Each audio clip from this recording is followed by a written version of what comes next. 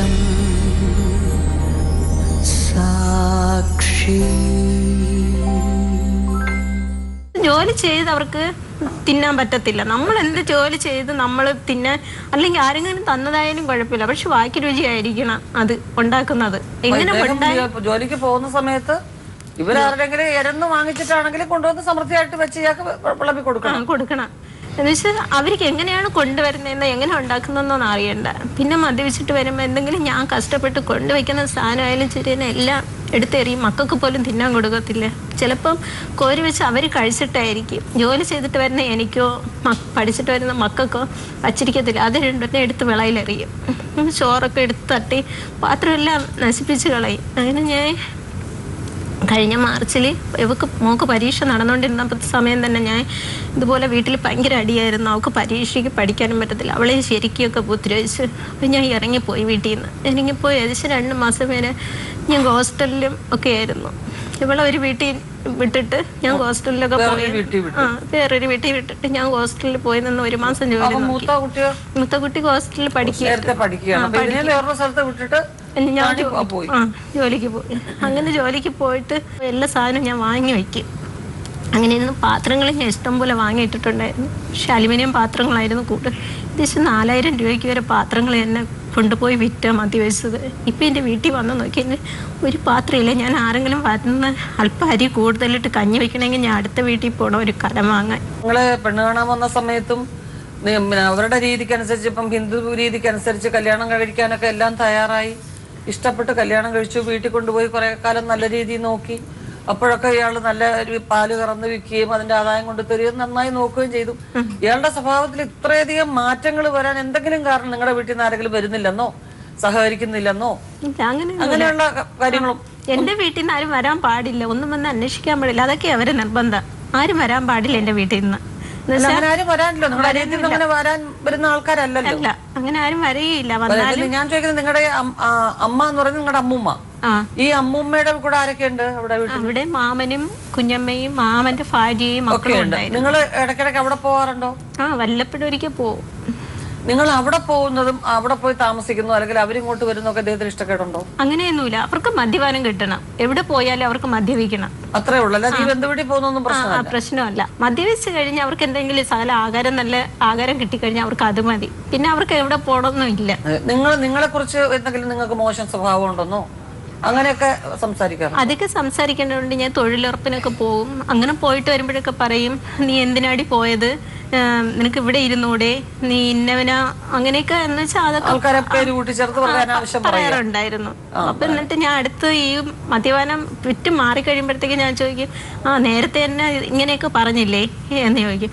അത് ഞാൻ മദ്യപിച്ചിട്ടല്ലേ പറഞ്ഞത്, അതെനിക്ക് ഓർമ്മയൊന്നുമില്ല. ഞാൻ പറഞ്ഞു, ഇതൊക്കെ പറഞ്ഞ ആളുകൾ കേൾക്കില്ലല്ലോ, ഞാൻ മദ്യപിച്ചിട്ടാ എന്റെ ഭാര്യയെ പറയുന്നത് എന്നുള്ളത് ആളുകൾ പറയില്ലല്ലോ. അപ്പോഴും അവര് വിചാരിക്കും ശരിയായിരിക്കും, ഭർത്താവ് പറയണത് ശരിയാണ് എന്നുള്ളതേ ചിന്തിക്കുള്ളൂ എന്ന് പറയും. ഈ പിള്ളേരുടെ പഠിത്തത്തിനോ അവരുടെ ഈ ഡ്രസ്സ് വാങ്ങിക്കുന്ന കാര്യമോ അവരെ ഒന്ന് ആശുപത്രി കൊണ്ടുപോകുന്ന കാര്യമോ എന്തെങ്കിലും വിശേഷത്തിന് പോകാനോ അങ്ങനെയൊക്കെ അദ്ദേഹം ഇല്ല, ഇതുവരെ സഹായിച്ചിട്ടില്ല? സഹായിക്കും. ഡ്രസ്സ് വാങ്ങാനൊന്നും ഇതുവരെയും സഹായിച്ചിട്ടുണ്ടെങ്കിൽ, അവരെ അറിവ് വെച്ചതിന് ശേഷം സഹായിച്ചിട്ടുണ്ടെങ്കിൽ 2 പേർക്കും ഓരോ ജോഡി ഡ്രസ്സ് വാങ്ങിച്ചു കൊടുത്തിട്ടുണ്ട്. മോള് ചോദിക്കാറുണ്ടോ അച്ഛനോട് ആവശ്യങ്ങൾ പറയാറുണ്ടോ? സ്കൂളിലെ ആവശ്യങ്ങള് പറയുമ്പോ പറയും, നിന്റെ അമ്മ നിന്നെ വളർത്താന്നല്ലേ പറയുന്നത്, അതിനല്ലേ നിന്റെ അമ്മ ജോലിക്ക് പോകുന്നത്, പിന്നെ എന്തിനാ എന്നോട് പറയുന്ന ചോദിക്കും. നിങ്ങളോട് അച്ഛൻ സ്നേഹമായിട്ട് പെരുമാറിയിട്ടേ ഇല്ലേ? സ്നേഹമായിട്ട് കുടിക്കാതിരിക്കുമ്പോ ഒക്കെ സ്നേഹമായിട്ട് തന്നെ പെരുമാറുന്നത്. അച്ഛൻ ഇങ്ങനെ ദേഷ്യപ്പെടുന്നതിലും എന്തെങ്കിലും കാര്യമുണ്ടെന്ന് നിങ്ങളിപ്പം പഠിക്കുന്ന കുട്ടികളല്ലേ, എന്തെങ്കിലും തോന്നിയിട്ടുണ്ടോ? അതോ ഒരു കാരണമില്ലാതെ ഇദ്ദേഹം ഇങ്ങനെയൊക്കെ പെരുമാറുകയാണെന്നാണ്? ആദ്യമൊക്കെ വന്നിട്ട് ഞങ്ങൾക്ക് വീട്ടിൽ കറണ്ടൊന്നും ഇല്ലായിരുന്നു. അപ്പൊ വിളക്ക് വെച്ചിട്ടാണ് പഠിച്ചുകൊണ്ടിരിക്കുന്നത്. അങ്ങനെ പഠിച്ചുകൊണ്ടിരിക്കുമ്പോൾ വന്ന് വിളക്കിനൊക്കെ എടുത്തെറിയും. വിളക്കിനെടുത്തെറിഞ്ഞ് ഒരു ദിവസം ഞങ്ങൾ പഠിച്ചുകൊണ്ടിരുന്നപ്പോൾ ബുക്കൊക്കെ വന്ന് എല്ലാം കൂടെ വാരി എടുത്തുകൊണ്ടിട്ട് മണ്ണെണ്ണയൊക്കെ വിത്തി തീയൊക്കെ ഇട്ട് കളഞ്ഞു. അതെന്തിനാന്ന് ചോദിച്ചപ്പോഴാണ് ആദ്യമായിട്ട് ചേച്ചി അടിക്കാൻ തുടങ്ങിയത്. പിന്നീട് പിറ്റേന്നും കുടിച്ചിട്ട് വന്ന്, അന്ന് നീ എൻ്റെ അടുത്ത് തർക്കുത്തരം പറഞ്ഞില്ലേന്ന് ചോദിച്ചിട്ട് പിന്നെ അടിക്കും. ഞാൻ എൻ്റെ വീടിന് അപ്പുറത്തുള്ള ഒരു ചേച്ചിയുടെ വീട്ടിൽ പോയിരുന്നു ഇരിക്കും. ഞാനും ആ ചേച്ചി സംസാരിച്ചിട്ടിരിക്കും. എനിക്ക് സ്കൂളിൽ പോകണ്ടാത്ത ദിവസങ്ങളിലൊക്കെ ഞാൻ പഠിച്ചു കഴിഞ്ഞാൽ കുറച്ച് സമയം ആ ചേച്ചിയായിട്ട് സംസാരിച്ചുകൊണ്ടിരിക്കും. അവിടെ കൊച്ചു കുട്ടികളൊക്കെ ഉണ്ട്. അപ്പോൾ കൊച്ചു കുട്ടികളൊക്കെ ഉള്ളതുകൊണ്ട് ആ കുട്ടികളായിട്ട് ഞാൻ കളിച്ചുകൊണ്ടൊക്കെ ഇരിക്കും അവിടെ ഇരുന്ന്. എന്നിട്ട് തിരിച്ച് വീട്ടിൽ വന്നപ്പോൾ ഒരു ദിവസം എന്നെ എന്തൊക്കെയോ പറഞ്ഞിരുന്നു, അവൾ അങ്ങനെ പോകുന്നു, അതിനാണ് അവിടെ പോകുന്നത്. അവിടെ ഒരു ചേച്ചിയല്ലേ ഉള്ളത്? എത്ര വയസ്സുള്ള ചേച്ചിയാ? ആ ചേച്ചിക്ക് 32 വയസ്സുണ്ട്. ആ ചേച്ചിയുടെ ഭർത്താവും മറ്റു വീട്ടുകാരൊക്കെ ഉണ്ടോ അവിടെ? ഇല്ല, ആ ചേട്ടൻ ജോലിക്ക് പോകുന്ന സമയത്താണ് ഞാൻ പോകുന്നത്. ആ ചേട്ടൻ അവിടെ ഉണ്ടെങ്കിലും ഞാൻ പോകത്തില്ല. ഈ കുട്ടികളൊക്കെ ആരാ? ആ ചേച്ചിയുടെ മക്കള്, കൊച്ചുകുട്ടികള്. കൊച്ചുകുട്ടികളോട്ട് അതിനകത്ത് എന്താണ് വേറൊരു അപാകത അച്ഛന് പറയാനുള്ളത്? ഇന്നതിനാണ് പോകുന്നത്, എന്താ പറയുന്നത് അദ്ദേഹം? അവിടെ ആ ചേച്ചി മാത്രം ഉള്ളപ്പോഴല്ലേ ഞാൻ പോകുന്നത്, ആ ചേട്ടനുള്ളപ്പോ ഞാൻ പോകത്തില്ലല്ലോ എന്ന് ചോദിച്ചു. അങ്ങനെയാണ് എന്നെ ആദ്യമായിട്ട് അടിച്ചത്. അപ്പൊ അതിനകത്തൊരു കാര്യമുണ്ട്. അച്ഛനാണ് പ്രായപൂർത്തിയായ പെൺമക്കള് ഒരു വീട്ടിൽ പോയി നിരന്തരം ഇരിക്കുന്നതിന് ഒരുപാട് അപകടങ്ങൾ ഉണ്ടാകാം. അച്ഛന് നിലയിലുള്ള പ്രൊട്ടക്ഷൻ, സംരക്ഷണം, അച്ഛൻ നമുക്കൊരു ആവശ്യത്തിന് സംരക്ഷണം തരുമെന്ന് തോന്നിയിട്ടുണ്ടായപ്പോഴും അച്ഛന്റെ പ്രവൃത്തിയിൽ ഇല്ല. നിങ്ങൾ ഒരു അനാവശ്യം പറഞ്ഞു, അല്ലെങ്കിൽ പിന്നെ നിങ്ങളുടെ അമ്മ ഒരു അനാവശ്യം പറഞ്ഞാൽ അദ്ദേഹത്തിന് അറിയാവുന്ന ഭാഷ മദ്യപിക്കുക, അടി ഉണ്ടാക്കുക എന്നായിരിക്കാം. പക്ഷെ അതെങ്കിലും ചെയ്യും എന്നുള്ളത് തോന്നൽ നിങ്ങൾക്കുണ്ട്. അപ്പൊ ഈ പറഞ്ഞ ചേച്ചിയുടെ വീട്ടിൽ എന്നും പോയിരിക്കുക, കുട്ടികളുമായിട്ട് കളിക്കുക. അപ്പൊ അത് തെറ്റാണെന്ന് അദ്ദേഹം പറഞ്ഞതിൽ വലിയ കുഴപ്പം ഞാൻ കാണുന്നില്ല. ശേഷം പോകത്തില്ലായിരുന്നു. ശരി, എന്നിട്ട് എന്തുകൊണ്ട് എന്താ ചെയ്ത? എന്നിട്ട് പപ്പ ബ്ലഡ് വൊമിറ്റ് ചെയ്ത് അങ്ങനെ ഹോസ്പിറ്റലിലായിരുന്നു. അങ്ങനെ ഹോസ്പിറ്റലിലായിരുന്ന സമയത്ത് ഞങ്ങളുടെ ബെഡിന് തൊട്ടപ്പുറത്തെ ബെഡിൽ കിടന്ന ഒരു മാമനായിരുന്നു. ആ മാമന് കൂടെ ഇരുന്നത് ആ മാമന്റെ ഭാര്യയും മോനുമായിരുന്നു. അപ്പോൾ ഞങ്ങൾ ആ ആന്റിയുമായിട്ട് അമ്മയും ഞങ്ങളൊക്കെ സംസാരിക്കും, പപ്പയും കൂടെ ഇരുന്ന് സംസാരിക്കും, അങ്ങനെയൊക്കെ ആയിരുന്നു. അങ്ങനെ തിരിച്ചു പോരാൻ നേരത്ത് ആന്റി പറഞ്ഞു, മോള് നമ്പർ ആന്റി വിളിക്കാൻ, നിങ്ങൾക്ക് വേണ്ടി പ്രാർത്ഥിക്കാന്നൊക്കെ പറഞ്ഞിട്ട് ആന്റി അമ്മയുടെ നമ്പർ വാങ്ങിച്ചു. ഞാൻ അമ്മയുടെ നമ്പറാണ് കൊടുത്തത്. അതിനുശേഷം ആന്റി വിളിക്കുമായിരുന്നു. ആന്റി വിളിക്കുക. ഒരു ദിവസം ആന്റിയുടെ ഫോണിൽ നിന്ന് ഞങ്ങളുടെ നമ്പർ എടുത്തിട്ട് ആന്റിയുടെ മോൻ വിളിച്ചപ്പോൾ ഞാൻ പറഞ്ഞു, ഇങ്ങനെ വിളിക്കരുത്, എനിക്കത് ഇഷ്ടമല്ല. എൻ്റെ പപ്പ പറഞ്ഞാൽ എനിക്ക് വഴക്ക് പറയും, അതുകൊണ്ട് എൻ്റെ വീട്ടുകാർക്ക് ആർക്കും ഇഷ്ടമല്ല, അതുകൊണ്ട് വിളിക്കരുതെന്ന് പറഞ്ഞു. അപ്പോൾ പറഞ്ഞു, അത് ഞാൻ നിന്നെയല്ലേ വിളിക്കുന്നത്, നീ പറഞ്ഞാലല്ലേ നിൻ്റെ വീട്ടുകാർ അറിയത്തുള്ളൂ എന്ന് പറഞ്ഞു. എന്നിട്ട് സ്ഥിരം വിളിക്കുമായിരുന്നു, ദിവസം ഒരു 10-15 പ്രാവശ്യമൊക്കെ വിളിക്കുമായിരുന്നു. ഇപ്പോഴും ഞാനൊരു കമ്പ്യൂട്ടർ സെൻറ്ററിൽ പഠിപ്പിക്കാൻ പോയിക്കൊണ്ടിരുന്നു. അപ്പോൾ അവിടെ വെച്ച് ഇതുപോലെ വിളിക്കും. അങ്ങനെ ഞാനൊരു ഫോണ് ഓഫ് ചെയ്ത് ഞാൻ പിന്നെ അത് ഓണാക്കത്തില്ലായിരുന്നു. പിന്നെ ആ സിമ്മാണ് ഞാൻ പഠിക്കാൻ പോകുന്നിടത്തൊക്കെ കൊടുത്തിരുന്നത്. അതുകൊണ്ട് വീണ്ടും അതിനെ ഞാൻ ഓണാക്കി. അതിനുശേഷം പിന്നെ എന്ത് ഫോൺ ഓഫ് ചെയ്ത് വെച്ചതെന്നൊക്കെ ചോദിച്ചിട്ട് പിന്നെ വിളിച്ച് നമ്പർ മാറ്റിയാണ് വിളിക്കുന്നത്. ആ നമ്പറിൽ നിന്ന് പിന്നീട് കോൾ വരുമ്പോൾ ഞാൻ എടുക്കില്ല എന്ന് മനസ്സിലാവുന്നതുകൊണ്ട് നമ്പർ മാറ്റി വിളിക്കുമായിരുന്നു.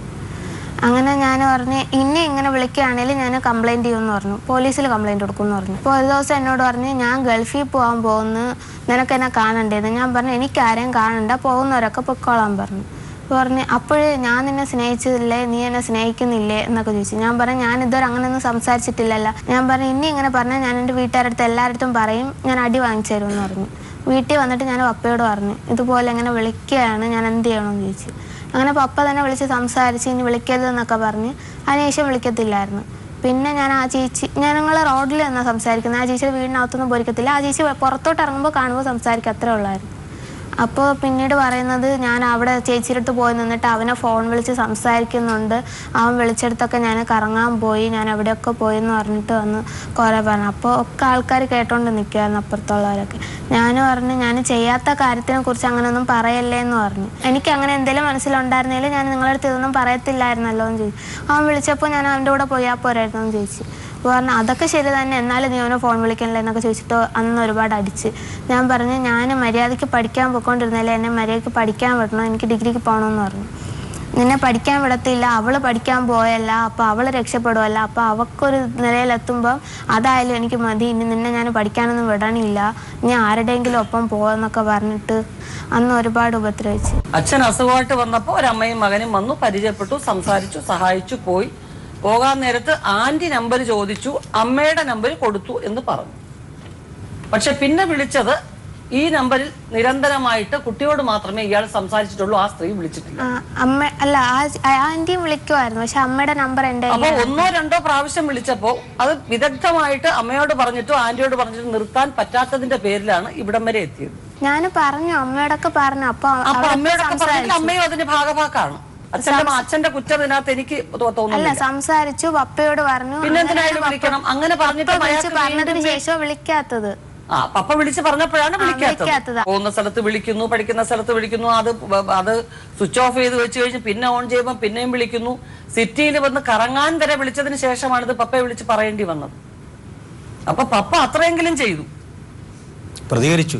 വളരെ ശക്തമായിട്ട് തന്നെ പ്രതികരിച്ചു. എന്തുകൊണ്ടാ മിണ്ടാതിരുന്നത്? മോൾക്ക് ഇത്രയേറെ ശല്യങ്ങളുണ്ടെന്ന് മകള് പറഞ്ഞിട്ടും എന്തുകൊണ്ട് ആ ഫോണെങ്കിൽ ഞാൻ മേടിച്ചു വെച്ചോളാം, ഞാൻ ഉപയോഗിച്ചോളാം എന്ന് പോലും അമ്മ എന്തുകൊണ്ട് പറഞ്ഞില്ല? ആദ്യം ഇത്രയും ഇതായിട്ട് വിളിച്ചപ്പോഴത്തേക്ക് പറഞ്ഞില്ല, പിന്നെയാ പറഞ്ഞത്. നമ്മളിപ്പോ ഒരു വ്യക്തിയുടെ നല്ലതും ചീത്തയും ചിന്തിക്കുക, അച്ഛന്റെ ഭാഗത്തു നിന്ന് വന്ന വീഴ്ചകളെ കുറിച്ച് നമ്മൾ സംസാരിക്കാനും അതിന് പരിഹാരം ഉണ്ടാക്കാനുമാണ് ഇവിടെ ചർച്ച ചെയ്യുന്നത്. പക്ഷെ അദ്ദേഹത്തിന്റെ ഭാഗത്തെ മക്കളോടുള്ള സമീപനത്തിൽ അദ്ദേഹം വളരെ ആകാംക്ഷാഭരിതനാണ്, അല്ലെങ്കിൽ അദ്ദേഹം നല്ലൊരു സംരക്ഷകനാണെന്നുള്ളൊരു സംശയമൊന്നുമില്ല. അല്ല, അച്ഛന് വേണമെങ്കിൽ ഇപ്പം നിങ്ങൾ ഈ നേരത്തെ അച്ഛനെ പറ്റി പറഞ്ഞ ക്രൂരതയൊക്കെ പറഞ്ഞ സ്ഥിതിക്ക് നമുക്ക് കേൾക്കുമ്പോൾ വേണമെങ്കിൽ അച്ഛനെ ശ്രദ്ധിക്കാതെ മോളെങ്ങനെയും പോട്ടെ, ആരോടെങ്കിലും പോട്ടെ എന്ന് വിചാരിക്കാം. കാരണം അച്ഛനെ പോലെ ഒരാൾ ഉണ്ടായതുകൊണ്ടാണ് മറ്റുള്ള പുറത്തുള്ള ഇഷ്യൂ നമ്മുടെ മുമ്പിൽ വരാത്തത്. നിങ്ങൾക്ക് 2 പെൺമക്കളാണ്. നിങ്ങൾക്ക് ഭർത്താവിനോടുള്ള ദേഷ്യം അല്ലെങ്കിൽ ഭർത്താവ് ഉപദ്രവിക്കുന്ന ദേഷ്യം, അമ്മയോട് ഒരുപാട് സഹതാപം തോന്നും അമ്മ കരയുമ്പോൾ പെൺമക്കൾക്ക്. മനസ്സിലായില്ലേ? അപ്പൊ ആ സഹതാപത്തിന്റെ പുറത്ത് അച്ഛനോട് തോന്നുന്ന അകൽച്ച ആ കുട്ടികൾ മറ്റു തരത്തിൽ ദുരുപയോഗം ചെയ്യാൻ കാരണമാവുന്നതിന്റെ തെളിവാണ് ഇപ്പൊ ഈ പറഞ്ഞ 2 ഇൻസിഡൻസും. അദ്ദേഹം പറഞ്ഞിരിക്കുന്ന 2ഉം വളരെ കാര്യമായിട്ടുള്ള കാര്യം തന്നെയാണ്. ഒരു അയൽവക്കത്തെ വീട്ടിൽ പോയിരിക്കാൻ പ്രായമായ പെൺകുട്ടികൾക്ക് ഒരു പരിധിയുണ്ട്, ഒരു പരിമിതിയുണ്ട്. അതും കടന്നു പോയി ആ വീട്ടിൽ പോയി അവിടെ ഇരിക്കുന്നു. അത് ശരിയല്ല എന്ന് അദ്ദേഹം പറഞ്ഞത് വളരെ കറക്റ്റാണ്. അല്ല, അദ്ദേഹത്തിന്റെ സംശയം ന്യായമാണ്. ഈ സംഭവത്തിന് ശേഷം ആ കുട്ടി ഫോൺ അമ്മയുടെ കൊടുത്തു എന്ന് പറയാം, അല്ലെങ്കിൽ അച്ഛൻ്റെ കൊടുത്തു എന്ന് പറയാം, അടുത്ത വീട്ടിൽ പോകാന്ന് പറയുമ്പോഴത്തേക്ക് ആ ചേച്ചിയുടെ ഫോൺ ഉപയോഗിച്ച് നീ അവനെ വിളിക്കാനല്ലേ പോകുന്നത്? ആ കുട്ടി എന്തിനാ ഈ കേസ് കൊടുത്തെന്ന് പറഞ്ഞാൽ ഇത് ഇഷ്ടദാനമായിട്ട് വലിയച്ഛനാര് കൊടുത്തത്, അവളെ അപ്പച്ചൻ എന്ന് വെച്ചാൽ പപ്പയുടെ ചേട്ടനാര് കൊടുത്തതാ. കൊടുത്തപ്പോഴത്തേക്ക് അവർക്ക് മക്കളില്ല. അങ്ങനെയായിരുന്നു അവര് 31 സെന്റ് വിറ്റ് എല്ലാം കളിച്ചപ്പോഴത്തേക്കും പിന്നെ 10 സെന്റ് ഉള്ളു. അപ്പൊ അതും വിൽക്കും എന്നുള്ള ഇതായപ്പോ ഈ പിള്ളേരെയും കൊണ്ട് ഞാൻ എവിടെ പോകും എന്നുള്ള ഒരു ഇതില് മൂത്ത മോക്ക് ഇഷ്ടദാനമായിട്ട് കൊടുത്തത് 5 സെന്റ്. അവിടെയാ എന്റെ ഭർത്താവ് വീട് വെച്ചത് അല്ല. അപ്പൊ അവിടെ അവർക്ക് എല്ലാ പൈസയും തീർന്നപ്പോഴത്തേക്ക് അവർക്ക് ജോലി പോകാൻ പറ്റുന്നില്ല, ഇവർക്ക് കയ്യിൽ പൈസ ഇല്ല. അപ്പം മദ്യപിക്കണം, കൂട്ടുകെട്ട് ഇതെല്ലാം ആയപ്പോഴത്തേക്കും കയ്യിൽ പൈസ ഇല്ല. അപ്പം ഇനി എന്തായാലും ഇത് ഈ 5 സെന്റ് വസ്തുവുണ്ട്, വീടും ഉണ്ട്, അപ്പം അതെങ്കിലും വിറ്റ് കുടിക്കാമെന്നുള്ള ഇതിൽ ഉപദ്രവിക്കുമായിരുന്നു. അങ്ങനെ ശരിക്കും മോക്കോ ഇഷ്ടം പോലെ അടിയൊക്കെ കിട്ടിയിട്ടുണ്ട്. അപ്പം ഈ കഴിഞ്ഞ ഈസ്റ്ററിന് ഇതുപോലെ അടിച്ച് കൈയൊക്കെ പൊട്ടാറായിപ്പോയി. അപ്പം ഞാൻ ഒരു ദിവസം ഈസ്റ്ററിൻ്റെ അന്ന് പള്ളിയിൽ പോയിട്ട് വന്നപ്പോഴത്തേക്കും അവൾക്ക് ശ്വാസം മുട്ടലായിരുന്നു. ഒരിക്കൽ കുറുക്കിൽ ഇടിച്ച് അവൾക്ക് എല്ലാ മാസവും ശ്വാസം മുട്ടൽ വരും, വർഷമാകുമ്പോഴത്തേക്കും വരും. അപ്പോഴും അന്ന് ശ്വാസം മുട്ടും പനിയൊക്കെ ആയിരുന്നു. അപ്പോൾ അമ്മ പള്ളിയിൽ വയ്ക്കുമോ എന്ന് പറഞ്ഞ്.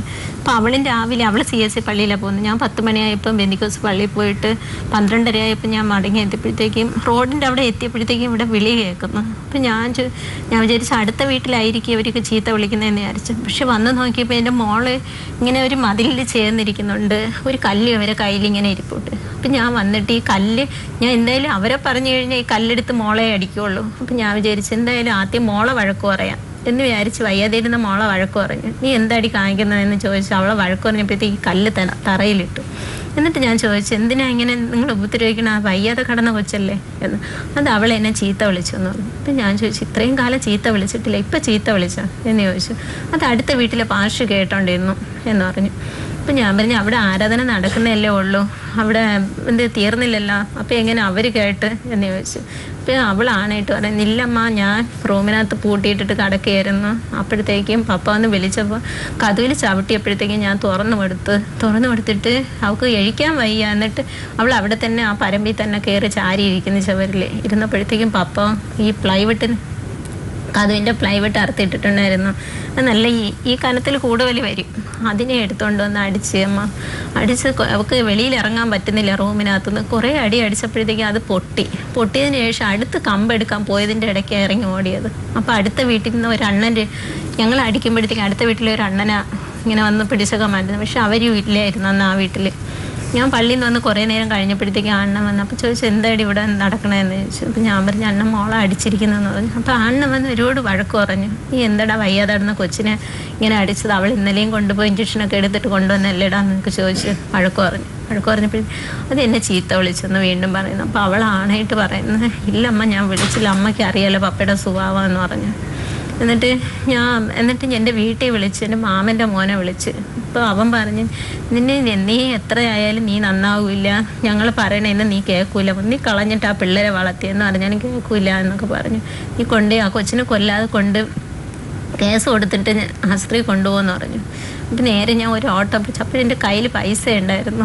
ഞാൻ ഒരു ഓട്ടോ പിടിച്ച് ആദ്യം കൊണ്ടുപോയി അവിടെ അടുത്തുള്ള ആശുപത്രിയിൽ കാണിക്കാൻ കൊണ്ടുപോയപ്പോൾ അപ്പോൾ ആട്ടക്കാരൻ തന്നെ പറഞ്ഞു അത് കേസ് കൊടുത്താലേ അവരെടുക്കത്തുള്ളൂ, ഇത്രയും അടിയൊക്കെ ആയതുകൊണ്ട് എന്ന് പറഞ്ഞു. അങ്ങനെ കേസ് കൊടുത്തിട്ട് കേസ് കൊടുക്കാൻ കൊണ്ടുപോയപ്പോൾ തന്നെ ഇവൾ നിൽക്കുന്ന അവസ്ഥ കണ്ടപ്പോൾ അവർ പറഞ്ഞു എന്തായാലും ആ കൊച്ചിൻ്റെ കൈയൊക്കെ തലയൊക്കെ പൊട്ടൽ കാണും, നിങ്ങൾ നേരെ ആശുപത്രി കൊണ്ടുപോകും, പിന്നെ വന്ന് പെറ്റിഷൻ എഴുതിയാൽ മതിയെന്ന് പറഞ്ഞു. അപ്പോൾ അടുത്ത ആശുപത്രി കൊണ്ടുപോയപ്പോൾ അവർ പറഞ്ഞു നേരെ ജനറൽ ആശുപത്രി കൊണ്ടുപോകാൻ പറഞ്ഞു. വീണ്ടും ഞങ്ങൾ ജനറൽ ആശുപത്രി കൊണ്ടുപോയി എക്സ്റേ ഒക്കെ എടുത്ത് നോക്കിയപ്പോൾ പൊട്ടലില്ല, നല്ല ചതവ്, തലയും കൈയൊക്കെ നല്ല ചതവ്, കാല് വിരലൊക്കെ പൊട്ടിപ്പോയി, ഇങ്ങനെ ഇടിച്ചത് കമ്പിട്ട്. അപ്പോൾ എന്നിട്ട് അവർ പറഞ്ഞു കോടതി, എന്നിട്ട് അവിടെ തന്നെ കേസെടുത്തു. ഇപ്പം ഇത് ജനറൽ ആശുപത്രിയിൽ കേസെടുക്കുമല്ലോ, അവിടെ കൊണ്ട് അവർ പറഞ്ഞ് പൂജപ്പുര പിള്ളേർക്കുള്ള ജയിലുണ്ട്, അവിടെ കൊണ്ടുപോയി കേസ് കൊടുക്കാൻ പറഞ്ഞു. അങ്ങനെ അവർ പറഞ്ഞ് അവരെ വക്കീലിനെയൊക്കെ ഏർപ്പെടുത്തി തന്നെ. ആ കേസ് ഇപ്പോഴും കോടതിയിൽ കിടപ്പുണ്ട്. എന്ത് പറഞ്ഞ തല്ലിയത്?